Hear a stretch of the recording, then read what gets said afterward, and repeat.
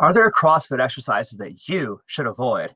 There's some really controversial stuff out there in CrossFit world. In this episode of the podcast, I'm going to synthesize it down so you know what you need to know so you can have your safest possible workout. Tune in and take notes. Welcome to the CrossFit Edwardsville Community Podcast, where we hear and learn from our coaches, CrossFitters, and Glen Ed community leaders. Now, here are your hosts, Dallas and Greg. I've been in the CrossFit space now for over 16 years, and I've seen pretty much everything. And I do know this, that in CrossFit world, we like to push the envelope of our fitness. We like to do a lot of stuff that registers as scandalous or controversial in a lot of different circles.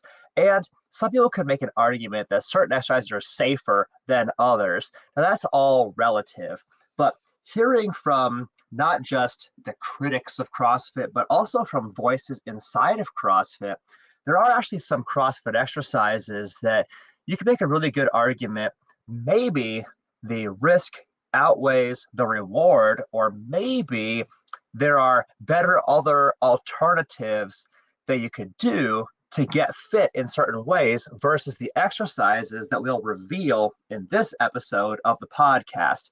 In this short episode, we'll share with you guys 3 exercises that tend to come up an awful lot when you're talking to very knowledgeable, experienced CrossFitters and coaches who are maybe selecting exercises to either remove from their program or do in a very sparing way. So without further ado, let's hear about these exercises. Number 1, pistols. If you don't know, pistols are a single leg squat variation. And when you do a pistol, a single leg squat, body weight only, interestingly, you tend to find yourself in a lot more dramatic angles of the ankle, the knee, the hip. And it's the one variation of squats where we actually accept a rounded back or neutral spine. All of these qualities together can, in a way, make this exercise a little bit more taxing, a little bit more difficult on the body than many other exercises or exercise variations of single leg exercises.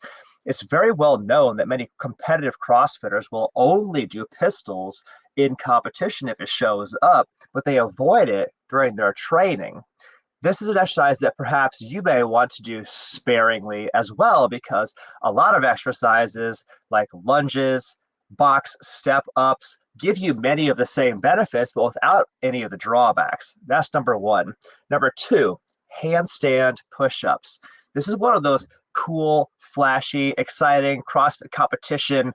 It's fun to watch these exercises done by really great CrossFitters, but in practice, when you're lowering your head down to the floor, you're in a headstand position. You have all of your body weight through your head and your neck. And while that does strengthen your head and your neck quite a bit, it's also going to be a lot of strain on the head and neck as well. So many fantastic, well-accomplished CrossFitters will argue that this exercise would be better replaced by any other variation of a press. Could be a push-up, could be a dip, a dumbbell shoulder press. You can get a lot of the same benefits of the exercise, but in other ways. So maybe handstand push-ups are something to do sparingly at most in your CrossFit program, unless, of course, you're a competitive CrossFitter and you want to be competing this weekend and you know it's going to be handstand push-ups. The third exercise we're going to highlight in this episode are rebounding box jumps, which is when you jump up to the box, then you jump back down and immediately bounce back up to the box for your next box jump. Rebounding box jumps have a long, illustrious history and association with Achilles injury or Achilles tears, including in some really well-known, really high-level CrossFitters, including Julie Fouché, for example. So people have, proponents against rebounding box jumps argue that the risk outweighs the reward. You get a higher training, higher conditioning, higher heart rate stimulus doing rebounding box jumps versus jump up, step down box jumps. And that is definitely true. But if you're not willing to put your Achilles at risk, maybe you would avoid box jumps and do something else to get that heart rate response, the plyometric response, something that's a little bit less risky, like jump rope or line hops, parallel hops, that sort of thing. So box jumps, rebounding box jumps in particular, number 3. The 3 exercises that you maybe want to avoid or do sparingly in CrossFit worlds: pistols, handstand push-ups, rebounding box jumps. What do you think? Tell us in the comments below what you think are exercises that maybe the risk outweighs the reward. We want to hear from you. We'll continue our conversation in the comments below. Tell us if you agree with these exercises or you completely disagree.